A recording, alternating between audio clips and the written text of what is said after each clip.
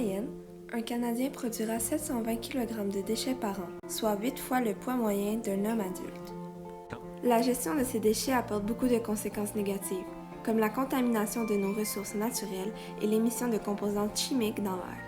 Nous savons tous que notre planète s'essouffle, mais comment faire pour lui donner un répit? Et si on repensait notre rapport avec les déchets?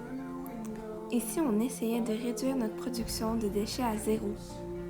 Nous, on l'a fait.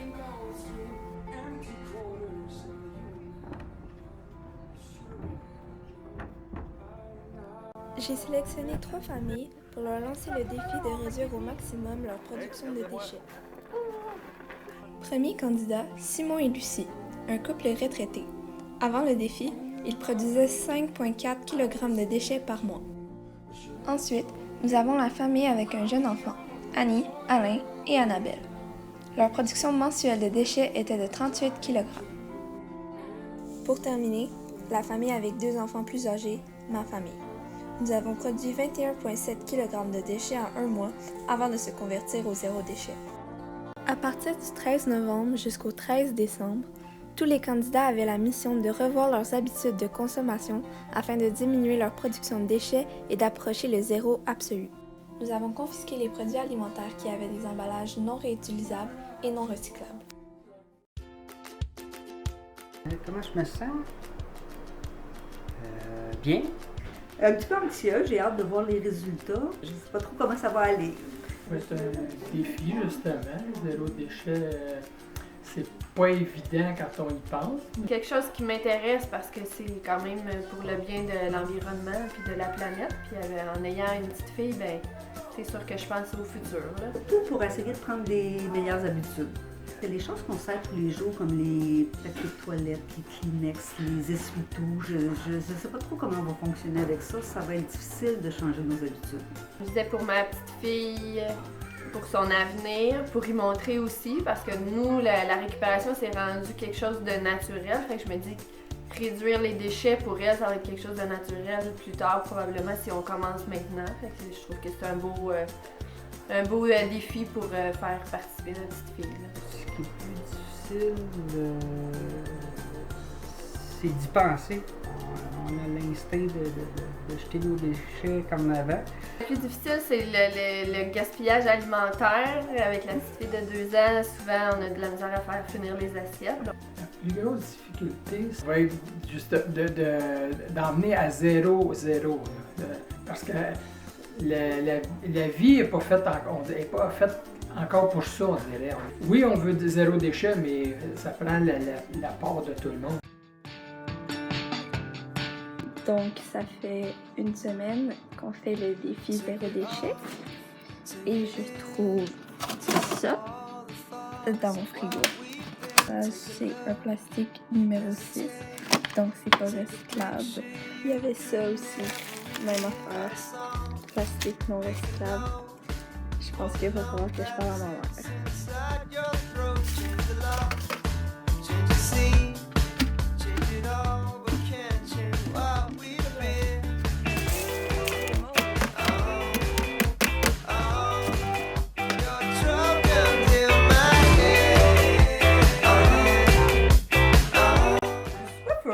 Tricoté, lavable et réutilisable.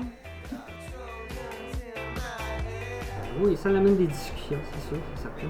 Ça, c'est un point que je trouve vraiment intéressant parce que c'est quelque chose qui est vraiment dans l'air du temps présentement. T'sais, plein de gens en ont entendu parler. Ça nous fait des conversations que tu peux justement te poser des questions en groupe. J'en parle un peu partout. C'est sûr, avec ma famille, ils sont déjà impliqués, donc ça suscite des discussions à chaque fois qu'on se voit. Il y a des choses qu'on s'attendait que ça soit difficile, comme la gestion au quotidien, mais il y a des choses qu'on s'attendait pas, comme acheter des choses. Donc, il y a beaucoup de choses qu'on pensait sont suremballées, donc on doit trouver des alternatives. C'est pas toujours évident. J'ai essayé d'aller dans les magasins en vrac, mais on peut pas amener nos plats au magasin où je suis allée. J'en ai pas trouvé encore, sûrement que ça existe, mais moi j'ai pas trouvé encore de magasin où je pouvais amener mon plat pour pouvoir acheter en vrac là-bas. Donc j'ai acheté quelques aliments en vrac, mais c'était dans des sacs en plastique. Je trouvais que c'était plus ou moins réussi comme zéro déchet. En fait, c'est beaucoup quand on achète les produits de la viande, parce que c'est toujours avec des emballages de plastique puis un polystyrène en dessous. À moins d'aller à la boucherie puis de demander de mettre dans nos plats, il n'y a pas moyen d'avoir quelque chose qui est vraiment zéro déchet. Les craquelins ou les desserts, ça aussi c'est toujours emballé en portions individuelles ou dans un sac de plastique qui n'est pas récupérable. Donc ça, c'est les deux choses là, que je trouve le plus difficile là, pour vraiment arriver à faire zéro déchet. Le facile, c'est mon compost. Dans le fond, j'ai un plat dans ma cuisine. Tout ce qui est aliments que je peux composter, même les mouchoirs, des trucs, tout ça, je compostais pas ça avant. C'est des habitudes qui vont plus nous garder aussi à la fin. On se dit pas, ben on le fait pour le défi, puis après ça, c'est pas grave, on fera des déchets. C'est bien pour l'environnement. Personnellement, c'est sûr que c'est pas toujours facile. Hein. Des fois, on voudrait faire le choix facile de jeter. C'est plus rapide. Mais bon, dans notre conscience écologique et planétaire, on tente de continuer pour le projet. Il y a des habitudes déjà qu'on a prises. Le fait de faire ça, de se questionner tout le temps, on consomme moins de choses qui sont pas utiles. Zéro déchet, c'est pas juste de pas jeter, c'est aussi le moins consommer. Ça m'a fait réfléchir, puis ça m'a permis là, d'avancer encore dans cette réflexion-là sur l'environnement, puis essayer de faire notre part pour la planète, coudonc.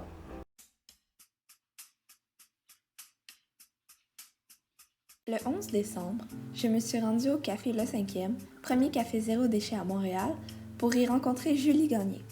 Auteure du blog de Jules, elle y partage ses anecdotes et son parcours dans sa façon de vivre zéro déchet. C'est quoi les raisons qui t'ont amené à faire le mode de vie zéro déchet? En fait, quand j'ai décidé de devenir zéro déchet, j'étais déjà végane. Donc, quand j'ai décidé de devenir végane, c'était surtout pour le côté environnemental. Après ça, j'ai commencé à juste essayer de trouver d'autres manières d'être plus écolo au quotidien.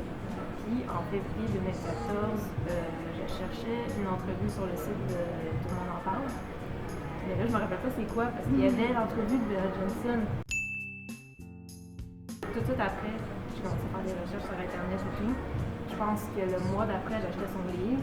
Je l'ai lu en 2 heures après l'avoir acheté. Puis j'ai fait comme, OK, go, on peut voir qu'est-ce qui est faisable au Québec. C'était facile, y avait-tu beaucoup de ressources comme au Québec? Il fallait vraiment que tu cherches. Quand j'ai commencé, il fallait vraiment chercher. À ce moment, ceux qui commencent maintenant, pour vrai, ils l'ont facile. Comme Montréal est proche, ils n'ont tellement pas d'excuses. C'est facile. Sinon, ça a été difficile. Au début, pas vraiment, parce que je m'étais dit, le plus dur, ça va être de trouver ma bouffe en vrac. Puis j'ai réussi dans le premier mois. Ouais, le plus dur pour moi, c'était pas tant de trouver des trucs, c'était juste d'être isolée dans mon trip. C'est vraiment d'en parler puis de juste essayer d'expliquer le mieux possible pour pas que le monde fasse comme « Ah, moi, peut-être qu'il y a une expérience. » C'est comme « Je fais juste pas de déchets. Je sors pas ma poubelle, ça devrait être jali. » Ça fait 3 mois que j'ai pas sorti ma poubelle. À part la litière du chat, mais je le compte pas parce que c'est ses déchets à elle. J'achète la litière, mais c'est elle qui fait les déchets. Tu avais des conseils à donner à quelqu'un qui veut commencer à être zéro déchet, pas à côté plus gros? Ça serait de ne pas essayer de tout faire en même temps. Prends le temps de te renseigner comme du monde. Fais-toi une liste de choses que tu peux changer en ordre prioritaire de facilité. Puis descends ta liste tranquillement. J'ai pas fini ma liste, puis ça fait 2 ans que je le fais. C'est vraiment son temps le plus important. Trouver du monde qui comprennent, qui peuvent t'aider. Même si eux n'embarquent pas, des fois, s'ils entendent parler de quelque chose, ils peuvent juste te faire un hey, fais ça. Moi, des fois, mes parents, ils le font pas, mais ils sont comme hey, regarde telle affaire, puis telle affaire.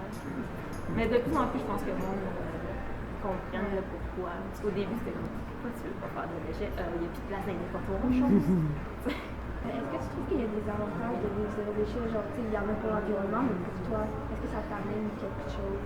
Ben, je pense que je gagne un peu de temps parce que vu que je fais le plus gros de mon épicerie une fois par mois, après ça, juste comme aller chercher une coupe d'affaires, j'ai pas à faire toute l'épicerie, je vais juste comme dans une section ou 2, puis après ça, je pars. Puis, j'ai clairement fait des économies. C'est sûr qu'au début, ça coûte plus cher parce que là, tu investis dans le réutilisable et tout. Vu que tu as plein d'affaires que tu achètes plus, moins souvent aussi, tu fais plus attention à ce que tu achètes, des achats compulsifs, j'y pense vraiment longtemps. Ma dernière question, c'est est-ce que tu penses que tout le monde peut être zéro déchet? À un certain niveau, oui. C'est sûr que c'est pas tout le monde qui peut faire autant de trucs que moi. Faut pas virer fou puis viser la perfection. Moi, je me suis lancée là-dedans, j'étais comme ça va me prendre comme 10 ans faire comme un mois dans mon cours. Ça m'a pris, vu que je le faisais à temps plein, ça m'a pris moins de temps que ça. Mais dans ma tête, moi, j'avais pas fait beaucoup de changements. Puis j'étais quand même arrivée à ça. Ça fait plaisir. Ce que je vais le plus retenir, c'est de faire attention à ma consommation. Donc maintenant, je me pose plus de questions. Est-ce que j'en ai vraiment besoin? Puis j'essaie d'aller magasiner le moins souvent possible, d'y aller juste quand c'est vraiment nécessaire. J'avais jamais réalisé comment j'ouvrais la porte de l'armoire pour ouvrir la poubelle sans penser 2 secondes. C'était un automatisme de jeter des déchets. Le défi, ça va avoir changé de façon permanente, d'essayer d'acheter de façon à ce que ce soit recyclable ou que ce soit le moins de déchets possible. Pas de suremballage, pas de... Fait que ça, c'est quelque chose que j'ai pris l'habitude de faire aussi. On a donc trouvé des alternatives. Par exemple, au lieu des essuie-tout jetables, des choses comme ça, on a pris des guenilles, des bonnes vieilles guenilles là, qui font le travail efficacement. Puis on les lave tout simplement. Présentement, c'est surtout une des choses qu'on retient et qu'on veut préserver à la maison. Ben, avec ce que j'ai vécu, moi, oui, je n'avais pas la même approche, c'est certain. Tout est dans l'organisation. Le jour 0, où est-ce que tout débute, là, il faut avoir prévu d'avance qu'est-ce qu'il y en a. Autant en termes de nourriture, en termes d'alternatives justement pour nettoyer, tout ça, il faut vraiment prévoir d'avance. Je pense que c'est la clé du succès. J'irais dans les magasins, surtout pour faire des achats en vrac, des choses comme ça. J'irais plus me renseigner puis j'irais faire le tour de plus de boutiques. Tout le monde peut réduire sa production de déchets, ça c'est certain. Tout le monde peut réduire à un certain degré, on s'entend. Il y a des gens qui sont peut-être moins aptes à le faire par leur volonté, par leur capacité. J'en suis convaincue. Je pense qu'une famille qui fait pas de compost du tout, c'est pas si compliqué, là. Je pense qu'il y a des familles qui peuvent récupérer un peu plus. Puis juste de te limiter là, quand tu vas dans les magasins là, pour pas acheter des choses que tu n'as pas vraiment besoin. Oui, je pense que tout le monde, on pourrait faire un petit effort, puis ça pourrait vraiment donner un impact. On parle pas ici des compagnies, parce que je pense que les compagnies aussi pourraient faire des efforts, et puis ça pourrait peut-être, au bout du compte, en créer un gros changement. Là. J'ai beaucoup apprécié l'expérience Zéro Déchet parce que c'est vraiment une ouverture sur ce qu'on peut faire pour la planète. On a fait réaliser plein de choses. Je l'ai fait réaliser à plein de gens autour de moi aussi. Maintenant, au départ, on n'était pas certains. On a quand même réussi à réduire nos déchets de la moitié. Je pense que tout le monde devrait essayer ça, voir qu'est-ce qu'il y en a. Puis peut-être qu'il y aurait des petits changements qui effectueraient par eux autres mêmes justement facilement. Oui, on a apprécié. Puis ça te fait réaliser aussi comment on consomme beaucoup. Le défi Zéro Déchet, en un mot, c'est enrichissant. Surprenante. Se conscientiser. Planification. Changement. Bien fait. C'est 2 mots?